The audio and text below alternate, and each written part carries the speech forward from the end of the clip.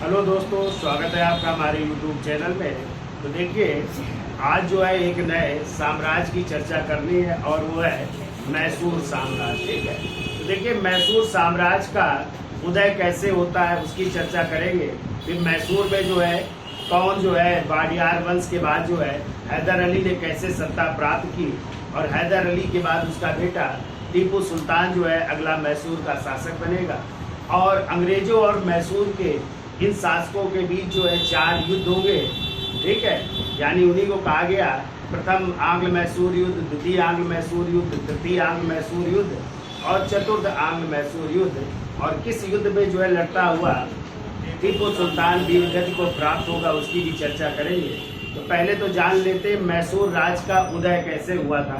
तो आप लोगों ने पीछे पढ़ करके आए हो 23 जनवरी 1565 को एक युद्ध हुआ था, तालीकोटा का युद्ध। पढ़ाया आप लोगों ने? तालीकोटा का युद्ध हुआ था और इसी तालीकोटा के युद्ध को कई नामों से जानते हैं। इसे राक्षसी तंगड़ी का युद्ध भी कहते हैं, बन्नी हट्टी का युद्ध भी कहते हैं। और ये युद्ध हुआ था विजयनगर शासकों के बीच। एक तरफ विजयनगर के शासक थे और दूसरी तरफ थे बहमनी साम्राज्य था। बहमनी साम्राज्य के बीच हुआ था। और आप लोगों ने पढ़ा है इस विजयनगर की, ये पूछा जाए स्थापना कब हुई थी, तो इसकी स्थापना हुई थी 1336 ईस्वी में। और स्थापना करने वाले थे कौन? 2 भाई थे, हरिहर और बुक्का ने जो है स्थापना की थी। और इस समय जो है दिल्ली सल्तनत के जो सुल्तान थे वो थे मोहम्मद बिन तुगलक। किसके समय हुई थी विजयनगर की स्थापना? मोहम्मद बिन तुगलक के समय 1336 में। किसने की थी? हरिहर और बुक्का ने। जबकि आ जाए बहमनी साम्राज्य की स्थापना, इसकी स्थापना 1347 ईस्वी में हुई थी। और इसके संस्थापक पूछे जाए तो अलाउद्दीन हसन बहमन शाह, या इन्हीं को क्या नाम से जानते हो? हसन गंगू के नाम से जाना जाता है। और इसकी भी स्थापना हुई थी मोहम्मद बिन तुगलक के समय। यानी उस समय दिल्ली सल्तनत का सुल्तान कौन था? मोहम्मद बिन तुगलक। यानी मोहम्मद बिन तुगलक के समय ही ये दोनों राज्य जो है स्थापित हुए थे। ठीक है, फिर आगे चल करके 23 जनवरी 1565 को ये युद्ध हो रहा है, तालीकोटा का युद्ध। किसके किसके बीच? विजयनगर और बहमनी साम्राज्य के बीच। और पता है इस समय विजयनगर के जो शासक थे वो थे सदाशिव राय थे। और दूसरी तरफ जो बहमनी समय 5 भागों में बंट चुका था, उसी में 4 राज्यों ने मिलकर, जिनमें थे बीजापुर, अहमदनगर था, अहमदनगर,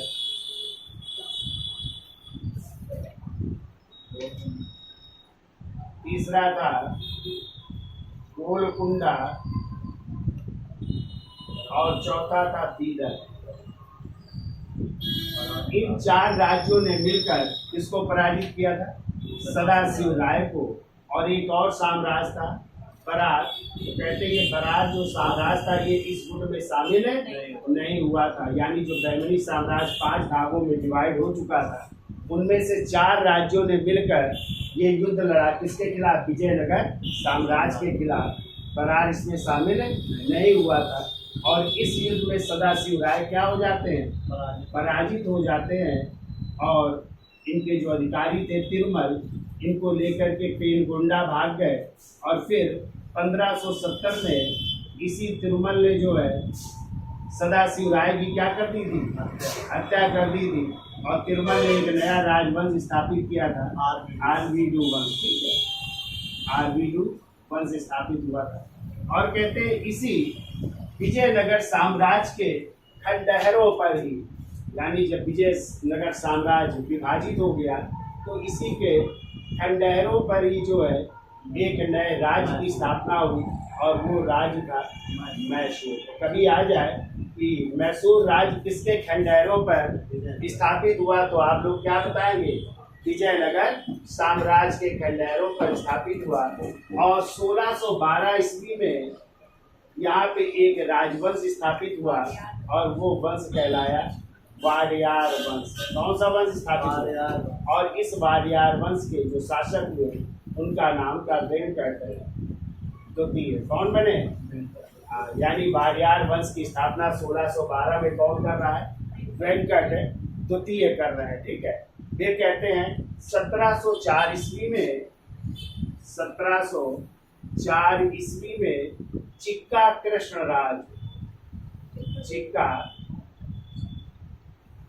कृष्णराज यहाँ के शासक हुए। और सॉरी, चिक्का कृष्णराज नहीं, चिक्का देवराज है। चिक्का देवराज यहाँ पे शासक बन रहे हैं। और इसी समय इन्होंने जो है इसकी अधीनता स्वीकार कर ली, औरंगजेब की अधीनता स्वीकार कर ली। ठीक है, औरंगजेब की अधीनता स्वीकार कर रहे हैं। फिर इसके बाद जो है 1719 ईस्वी में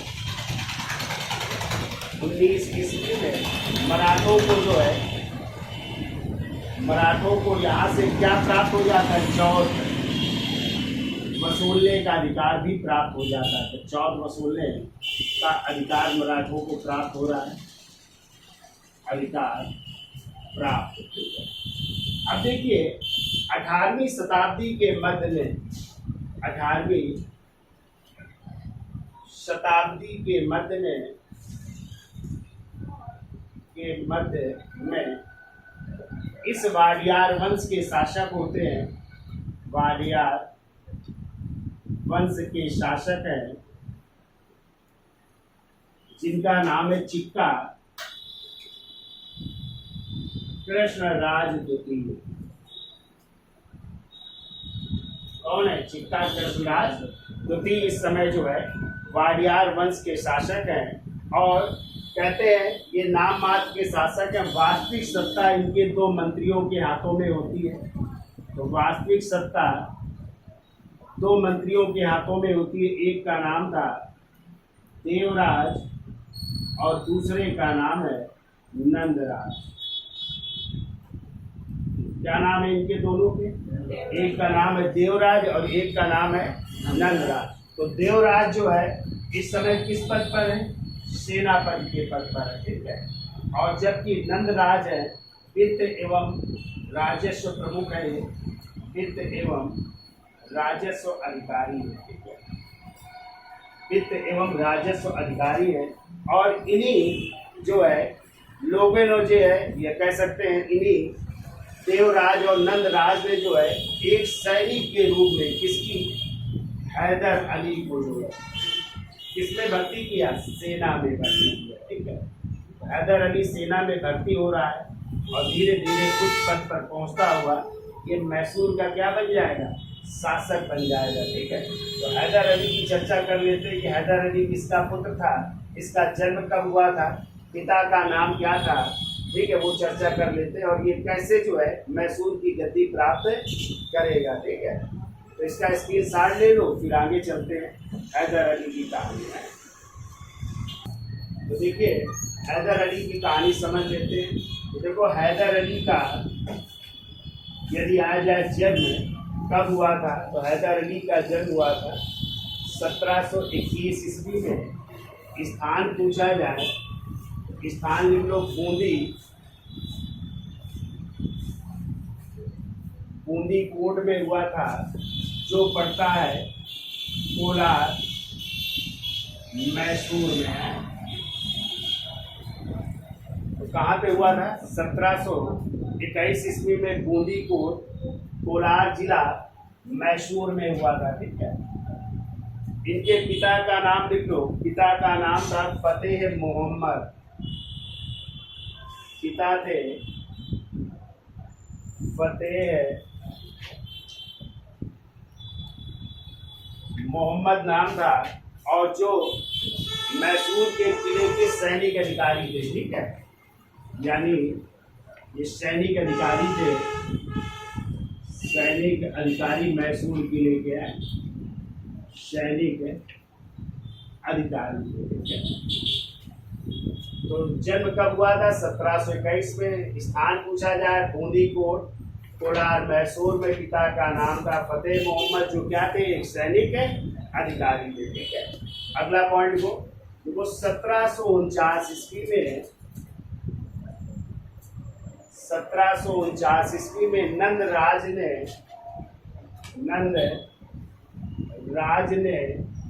हैदर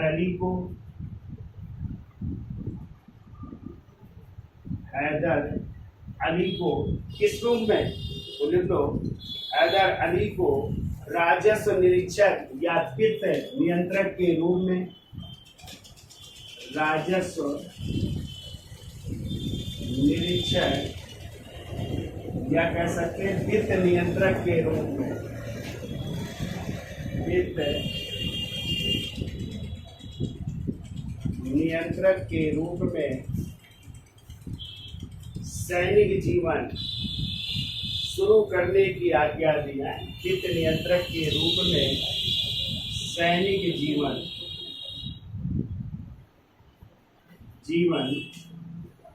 शुरू करने की आज्ञा दी,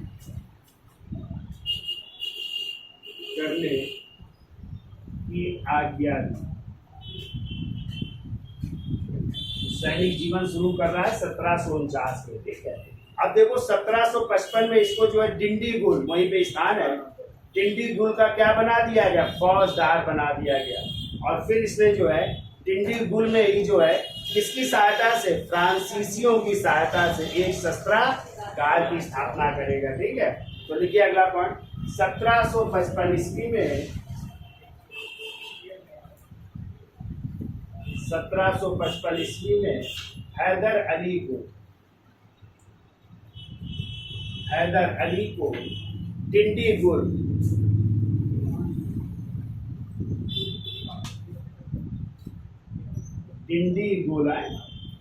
डिंडीगुल का क्या बना दिया गया, फौजदार है। डिंडीगुल का फौजदार नियुक्त किया गया, फौजदार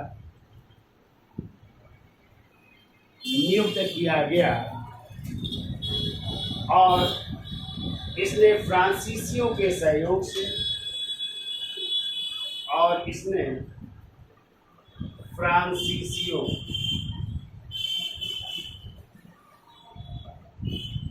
के सहयोग से डिंडीगुल में एक सैनिक शस्त्रागार की स्थापना की। सहयोग से डिंडीगुल में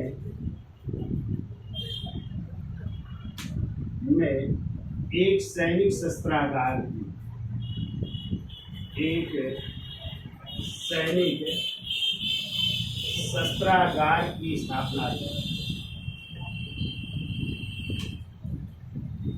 शस्त्रागार की स्थापना, और कहते हैं एक ब्राह्मण खांडे राव को अपना क्या बनाया, सलाहकार नियुक्त किया। देखो, तथा खांडे राव को अपना सलाहकार नियुक्त किया, अपना सलाहकार नियुक्त कर रहा है। ठीक है, तो खांडे राव को अपना सलाहकार नियुक्त किया। अब देखो, इसने 1760 ईस्वी में कई इलाके जीत लिए, और जीतने के बाद जो है फिर ये क्या करेगा, 1761 ईस्वी में मैसूर राज का क्या कर देगा, तख्ता पलट कर देगा। यानी मैसूर के राजा थे, उनको गद्दी से हटा करके स्वयं मैसूर का क्या बन जाएगा, शासक बन जाएगा। ठीक है, और अंग्रेज इससे नाराज हो जाते हैं, किस बात को लेकर के, चूंकि किसका सहयोग प्राप्त कर रहा है, फ्रांसीसियों का सहयोग प्राप्त कर रहा है, इसलिए अंग्रेज इससे नाराज हो जाएंगे और एक युद्ध होगा, और वही कहलाएगा प्रथम आंग्ल मैसूर युद्ध, जो 1767 में शुरू होगा और 69 में समाप्त हो जाएगा एक संधि द्वारा, और वो संधि होगी मद्रास की संधि। और इस प्रथम आंग्ल मैसूर युद्ध में हैदर अली किसको पराजित करेगा, अंग्रेजों को पराजित करेगा। अंग्रेजों को संधि के मुताबिक काफी जो है धन भी देना पड़ेगा, किसको, इस हैदर अली को। ठीक है, तो कैसा युद्ध होगा उसकी भी चर्चा कर लेते हैं। तो इसका स्क्रीनशॉट ले लो, फिर आगे चलते हैं। अब देखो, हैदर अली कौन कौन से इलाके जीत रहा है जब वो दिल्ली कुल का फौजदार है? तो देखो 1760 ईस्वी में हैदर अली ने 1760 ईस्वी में हैदर अली ने बूंदी, कामा, बिदनूर, जिसे हैदर नगर भी कहते हैं, हैदर नगर एवं कनारा के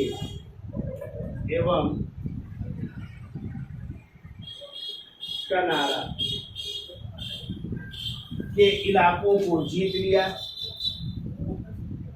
कनारा के इलाकों को जीत लिया। कनारा के इलाके जीत ले रहा है, ठीक है। फिर वो 1761 ईस्वी में मैसूर राज्य का तख्ता पलट करते हुए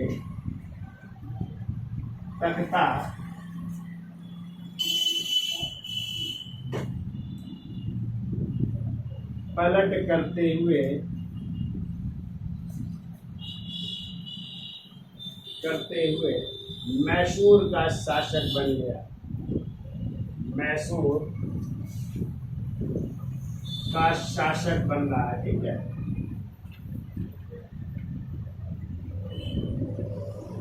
मैसूर का शासक बन रहा है, तो इसलिए मैसूर का शासक कब से कब तक रहेगा? 1761 से जब तक उसकी मृत्यु नहीं हो जाएगी। 1782 में वो क्या हो जाएगा? मर जाएगा। एक युद्ध के दौरान जो है घायल हो जाएगा, पोर्टो नोवा युद्ध में, ठीक है, हेक्टर से, और उसी में जो है घायल हो जाने के कारण उसका घाव नहीं भर पाता है। 1782 में क्या हो जाएगी? मृत्यु हो जाएगी, ठीक है। चलिए अगला पॉइंट को देखो। हैदर अली को निरंतर मराठों का, क्योंकि मराठे चौथ वसूल रहे थे ना, तो उनका आक्रमण भी हो रहा था। तो देखो हैदर अली को निरंतर मराठों के आक्रमणों का सामना करना पड़ा।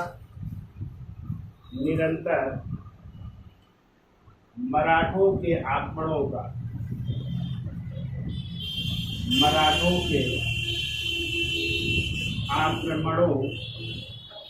का सामना करना पड़ा।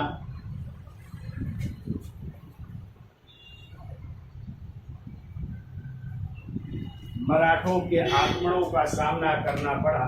साथ ही उन्हें वार्षिक कर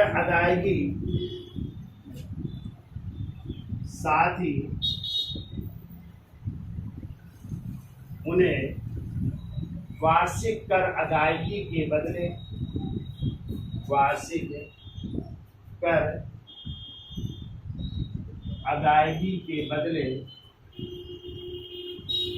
इन आक्रमणों से मुक्ति मिली।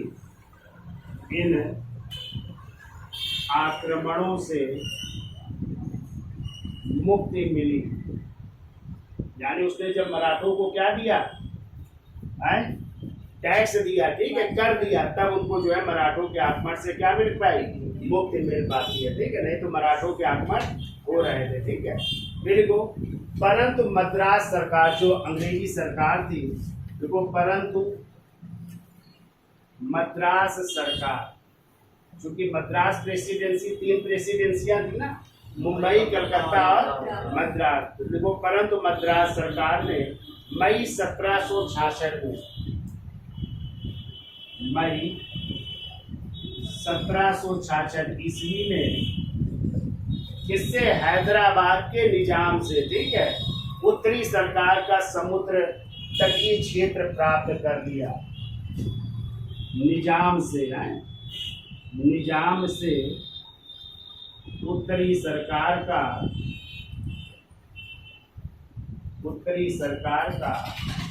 समुद्र तटीय क्षेत्र प्राप्त कर लिया। समुद्र तटीय क्षेत्र प्राप्त कर लिया। तो किससे प्राप्त कर रहे हैं? हैदराबाद के निजाम से, ठीक है। अब जो है इस बात से जो है हैदर अली नाराज हो जाता है और उसने पहली बार जो है अंग्रेजों को क्या किया, पराजित किया। ठीक है, तो आगे लिखिए, देखो हैदर अली पहला व्यक्ति था जिसने दक्षिण में अंग्रेजों को पराजित किया है। हैदर अली पहला व्यक्ति था जिसने अंग्रेजों को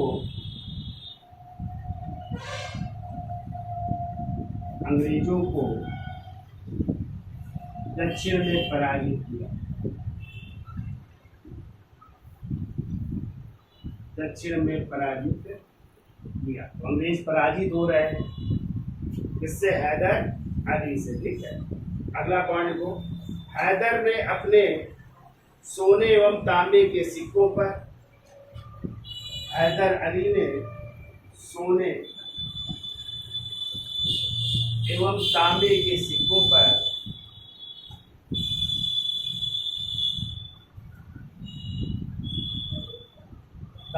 सिक्कों पर हिंदू देवी देवताओं के चित्र अंकित करवाए। किसके जैसे, वो सिक्कों पर शिव, पार्वती और विष्णु है। शिव का मां पार्वती और विष्णु की आकृतियां उत्कीर्ण करवाई। ठीक है, या जैसे हिंदू देवी देवताओं की मूर्तियां अंकित करवाई हैं, ये मूर्तियां अंकित करवाई, मूर्तियां अंकित करवाई। किन देवी देवताओं की, शिव, पार्वती, विष्णु आदि देवी देवताओं की मूर्तियां क्या करवाई, अंकित करवाई। ठीक है, अब देखो हैदर अली ने अंग्रेजों के बारे में कहा था कि अंग्रेज जो है, मैं अंग्रेजों की जो है स्थल शक्ति को तो समाप्त कर सकता हूँ, परंतु जल शक्ति को समाप्त, यानी उनकी जो नौसेना थी अंग्रेजों की बहुत ही क्या थी, उच्च थी, उसको हराना आसान नहीं था। लेकिन जो स्थल सेना थी यानी थल सेना थी उसको हराना आसान था। तो ये युक्ति भी लिख लो हैदर अली की। तो चलो इसको लिख लीजिए, स्क्रीनशॉट ले लो, फिर आगे चलते हैं। हैदर अली का प्रसिद्ध कथन,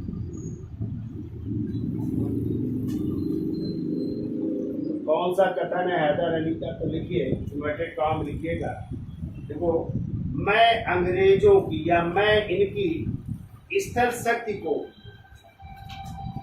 मैं इनकी का मतलब अंग्रेजों की है, मैं इनकी स्थल शक्ति को स्थल शक्ति को तो समाप्त कर सकता हूं, समाप्त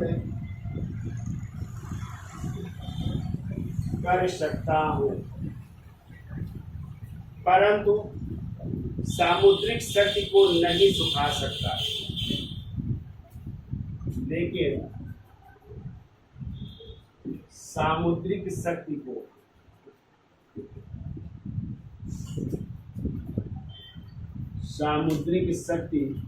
को नहीं सुखा सकता।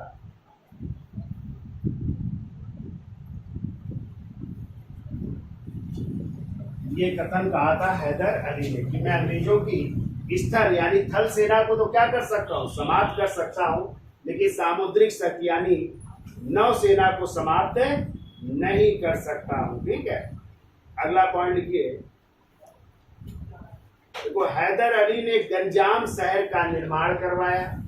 तो देखो, एक शहर बनवा रहा है, गंजाम शहर है। तो देखो, हैदर अली ने गंजाम शहर का निर्माण करवाया और लाल बाग नामक इमारत का भी निर्माण करवाया, और लाल बाग नामक इमारत का निर्माण करवाया,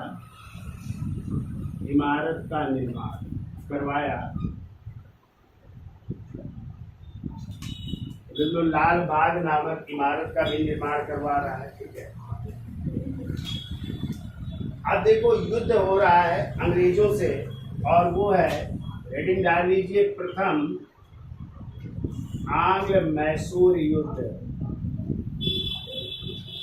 प्रथम आंग्ल मैसूर युद्ध, और ये शुरू हुआ 1767 में शुरू हुआ और 1769 ईस्वी में समाप्त हो जाएगा। ठीक है, तो कौन सी संधि द्वारा समाप्त होगा? तो वो होगी मद्रास की संधि। और इसमें किसकी विजय हुई? हैदर अली की विजय होती है। अंग्रेज क्या हो रहे हैं?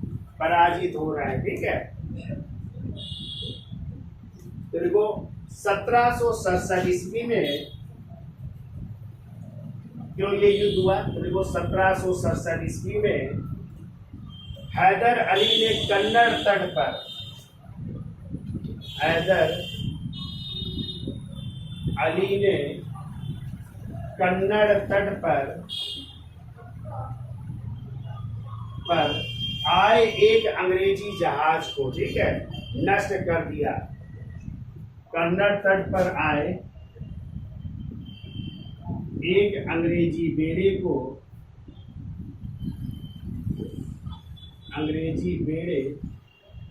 नष्ट कर दिया। अंग्रेजी बेड़ा को नष्ट कर देते हैं, जो कहाँ पे आ रहा है? कन्नड़ तट पर। ठीक है, देखो अंग्रेजों और मैसूर के बीच परिणाम की दृष्टि से, अंग्रेजों और मैसूर के बीच,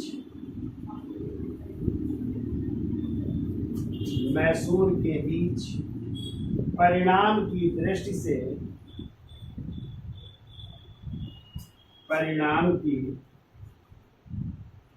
से यह युद्ध जो है निरर्थक हो रहा है। ठीक है, तो देखो परिणाम की दृष्टि से यह निरर्थक युद्ध सिद्ध हुआ। यह निरर्थक युद्ध सिद्ध हुआ क्योंकि 1769 में कौन सी संधि हो जा रही है? मद्रास की संधि। निरर्थक युद्ध सिद्ध हुआ क्योंकि 4 अप्रैल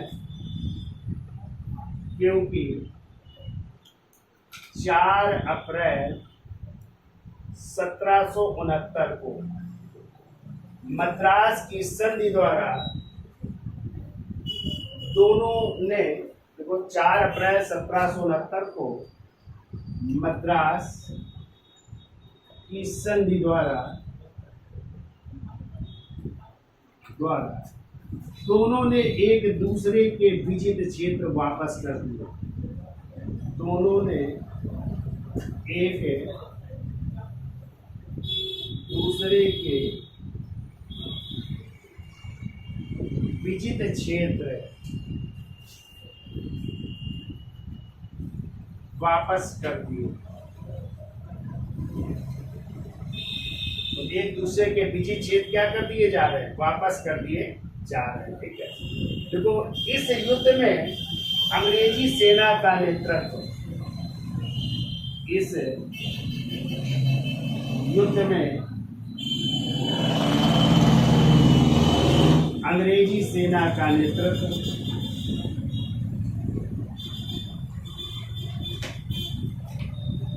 जनरल स्मिथ कर रहा था। कौन कर रहा था नेतृत्व? जनरल स्मिथ कर रहे थे। ठीक है, तो स्मिथ ने किया था। ठीक, जनरल स्मिथ कर रहा है। तो ये तो था प्रथम आंग्ल मैसूर युद्ध। किस युद्ध द्वारा समाप्त हो गया? मद्रास की संधि द्वारा। ठीक है, और एक दूसरे के विजित क्षेत्र वापस कर दिए गए।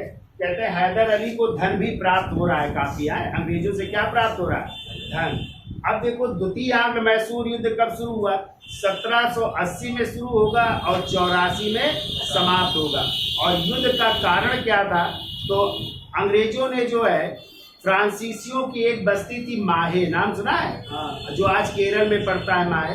तो माहे में जो है किसकी बस्ती थी? फ्रांसीसियों की। तो फ्रांसीसियों की बस्ती माहे पर क्या कर लिया था? अंग्रेजों ने अधिकार कर लिया था। और ये माहे उस समय किसके अधीन था? मैसूर के यानी हैदर अली के अधीन था। इसलिए हैदर अली क्या हुआ, नाराज हुआ और अंग्रेजों से युद्ध छिड़ गया, द्वितीय आंग्ल मैसूर युद्ध। तो पहले हैदर अली 2 जगह जो है पराजित करता है अंग्रेजों को, लेकिन चार्ल्स आयर कूट ने जो है पोर्टो नोवा के युद्ध में जो है किसको पराजित किया, हैदर अली को पराजित किया। और कहते हैं इसी युद्ध के दौरान हैदर अली क्या हो जाता है, घायल हो जाता है और उसका एक घाव ना भर पाने के कारण 1782 में उसकी क्या हो जाती है, मृत्यु हो जाती है। लेकिन उसका बेटा टीपू सुल्तान अगला मैसूर का क्या बन जाता है, शासक बन जाता है और उसने इस युद्ध को क्या रखा, जारी रखा, यानी वो रुका नहीं, युद्ध जारी रखता है, द्वितीय आंग्ल मैसूर युद्ध।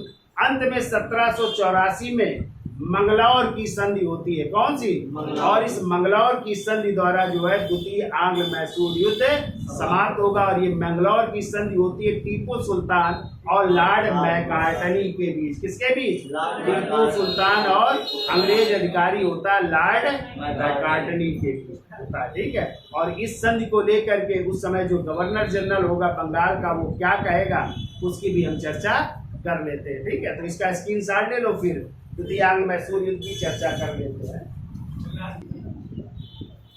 तो हेडिंग डाल दीजिए द्वितीय आंग्ल मैसूर युद्ध है। तो देखो द्वितीय आंग्ल मैसूर युद्ध का तात्कालिक कारण क्या था, अंग्रेजों द्वारा फ्रांसीसी बस्ती माहे पर अधिकार करना, जो किसके अधीन थी उस समय, माहे, मैसूर राज्य के अधीन थी। तो देखो द्वितीय आंग्ल मैसूर युद्ध का तात्कालिक कारण,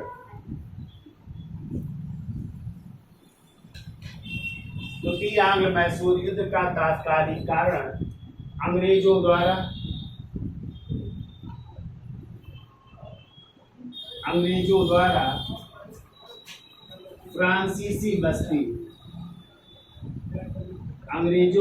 फ्रांसीसी बस्ती माहे पर अधिकार करना, माहे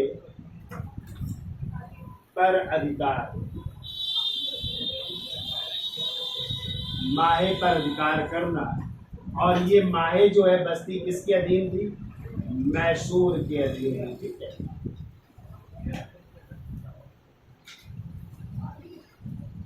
तो देखो तात्कालिक कारण अंग्रेजों द्वारा फ्रांसीसी बस्ती माहे पर अधिकार करना, जो मैसूर राज्य के अधीन थी, ठीक है। तो देखो पहले 2 युद्ध होते हैं। तो देखिए हैदर अली ने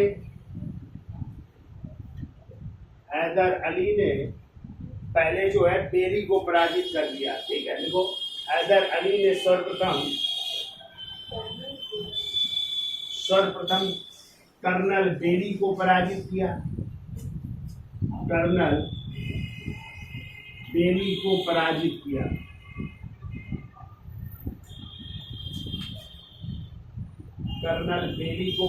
किया। फिर लिख लो दूसरी बार जो है वो ब्रेथवेट को पराजित कर रहा है। देखो कर्नल ब्रेथवेट को भी पराजित कर रहा है, ब्रेथवेट को पराजित किया।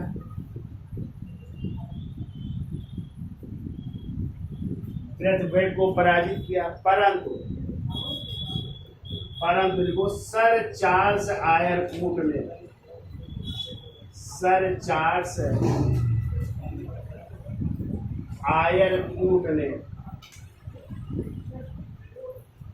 1782 ईस्वी में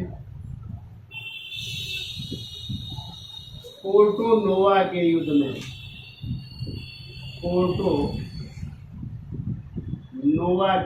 में किसको पराजित कर रहे हैं, हैदर अली को पराजित किया। हैदर अली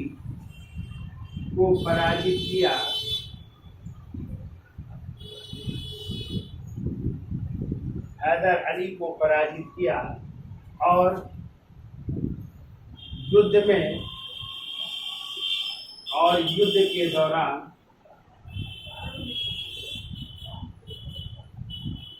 घायल हो जाने के कारण घायल हो जाने के कारण और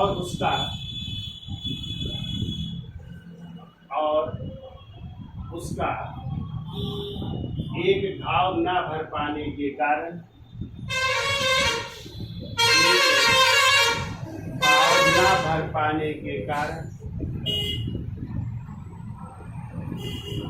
के कारण 1782 ईस्वी में हैदर अली की मृत्यु हो गई। हैदर अली की मृत्यु हो रही है, ठीक है। तो हैदर अली की मृत्यु हो गई, तो अब इस युद्ध को किसने जारी रखा? उसके पुत्र टीपू सुल्तान ने, ठीक है। तो लिखो मृत्यु हो गई, तब हैदर अली के पुत्र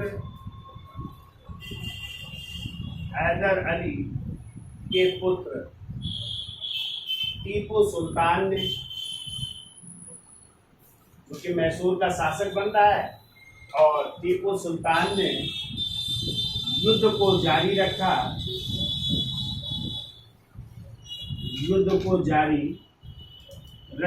परंतु 1784 में, ठीक है, क्या हो रही? मंगलौर की संधि। देखो, परंतु 1784 ईस्वी में मंगलौर की संधि द्वारा यह युद्ध समाप्त हो गया। मंगलौर की संधि द्वारा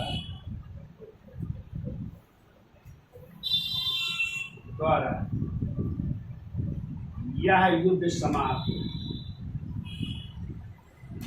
तो ये युद्ध समाप्त हो रहा है। कौन सी संधि हो रही? मंगलौर की संधि हो रही, ठीक है। अब ये संधि किसके किसके बीच हुई? तो लिख लो, देखो, Tipu Sultan plus Lord McCartney के बीच है। ये अधिकारी है, लॉर्ड मैकार्टनी के बीच ये संधि हो रही। तो लिख लो, देखो, यह संधि टीपू और लॉर्ड मैकार्टनी के मध्य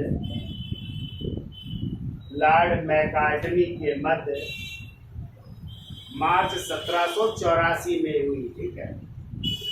मार्च 1784 ईस्वी में।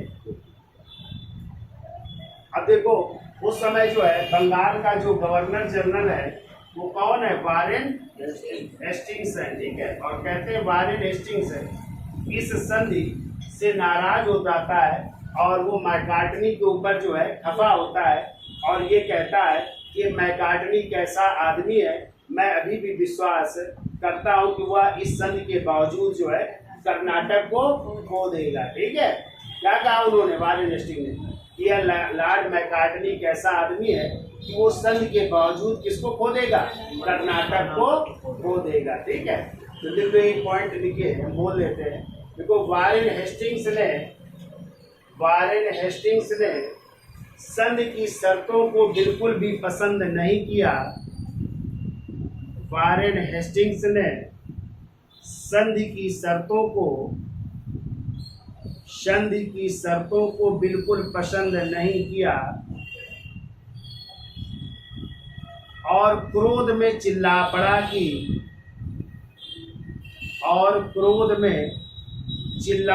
कि इन्वर्टेड कॉमा में लिखिए, क्या चिल्ला पड़ा कि लॉर्ड मैकार्टनी कैसा आदमी है कि मैकार्टनी कैसा आदमी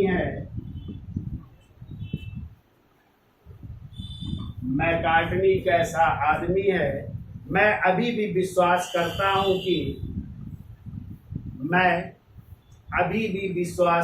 हूँ कि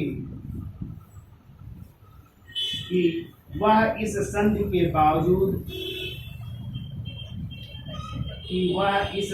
के बावजूद कर्नाटक को खो देगा।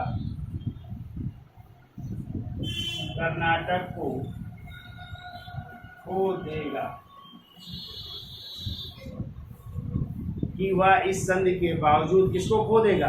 कर्नाटक को खो देगा। ठीक है, अब देखो 1782 में कौन मैसूर का शासक बन रहा है? टीपू सुल्तान। तो अब हम टीपू सुल्तान के जीवन परिचय की चर्चा करेंगे। किसका बेटा था, कब जन्म हुआ, उनकी माँ का नाम क्या था, और उसने फ्रांसीसी क्रांति से प्रभावित होकर के अपनी राजधानी, चूंकि मैसूर की राजधानी क्या है, श्री रंगपट्टनम, और वहाँ पे एक स्वतंत्रता का क्या लगाएगा, वृक्ष लगाएगा, और जैकोबिन क्लब का क्या बनेगा, सदस्य बनेगा।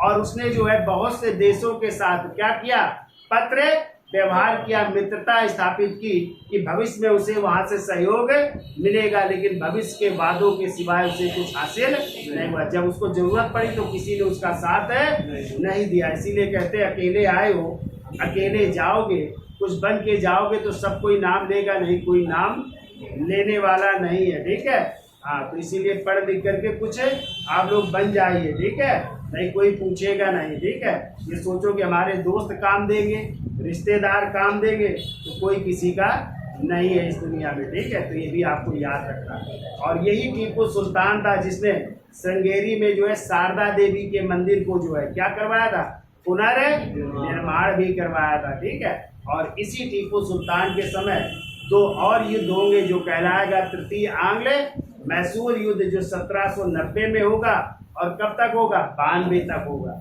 और टीपू सुल्तान को बदले में क्या देने पड़ेंगे, 3 करोड़ 30 लाख रुपए देने पड़ेंगे, और नहीं दे पाएगा तो अपने 2 पुत्रों को बंधक के रूप में रखना पड़ेगा। और फिर एक संधि होगी श्री रंगपट्टनम की संधि, कब होगी, 1792 में। ठीक है, और फिर चतुर्थांग मैसूर युद्ध होगा 1799 में। और कहते टीपू सुल्तान अपनी राजधानी श्री रंगपट्टनम की रक्षा करते हुए युद्ध के मैदान में वीर गति को प्राप्त होगा।